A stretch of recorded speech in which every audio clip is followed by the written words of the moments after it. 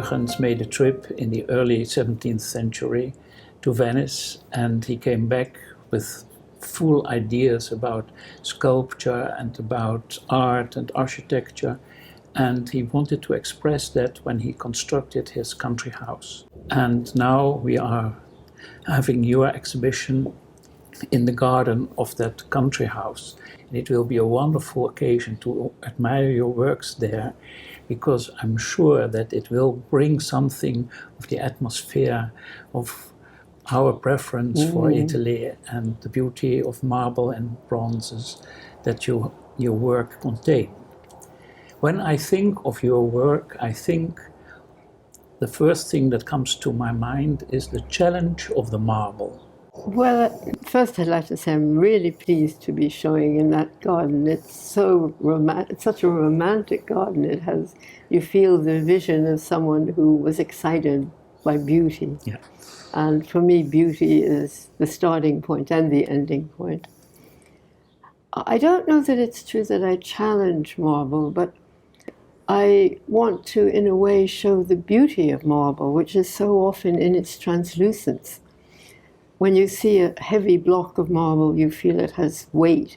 When you see marble the way I carve it, it seems to be flying. Yes. And that's always been my vision, to somehow take this beautiful marble and show the light through it, because my work is very much about light. Light is another dimension to it.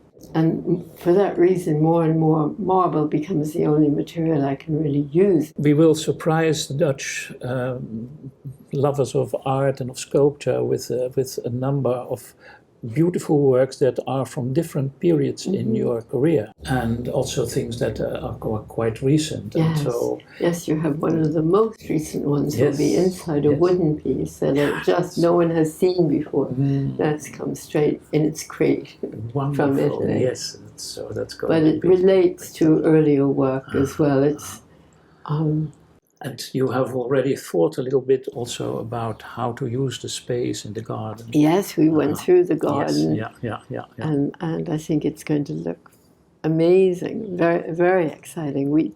Especially when the garden is in bloom, it will be so beautiful.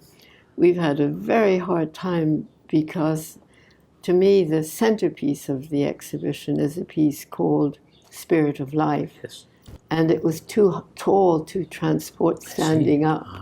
So we have had a tremendous problem of having to decide, do I take that out or do I find out how to create it?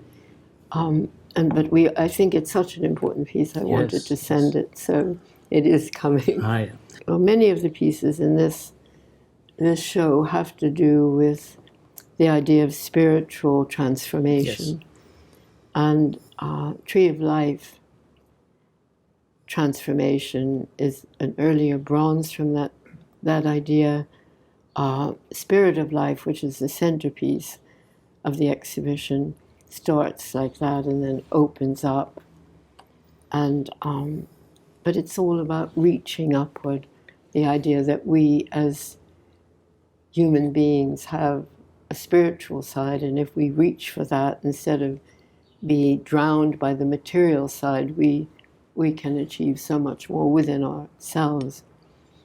So I think Mysteries, Spirit of Life, Meridiana, Tree of Life transformation are all related to that idea. I just was in Venice, and I saw the Biennale, and there was a lot of discussion what would be the basis of how people select art at this particular moment. What is your opinion about this? If you go to a museum, the greatest works you look at, you don't even know the name of the artist. Why did they survive? It wasn't the name of the artist. It was that work had something that people across all cultures have been able to look at and recognize. Yes. I think we're living in a very dangerous time because beauty, which is what every artist strove for, has been taken off its pedestal, and I think, and become politicized, even to the point where certainly it started after the Second World War, when artists felt, and maybe it started even with the philosopher Adorno, who said to create, this, he didn't say exactly that, but to write a beautiful poem after the Holocaust is, I can't remember what he said it was exactly, but I think he said, you can't, how can you do that? And I believe that after any pain or during any pain, beauty is what helps us survive. Absolutely, yes. So I think that we can talk about what the quality, what or lack of quality, or what it is that is used for selection today.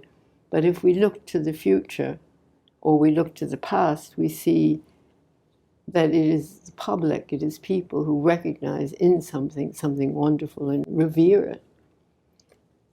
And if that goes, I don't know what art will become.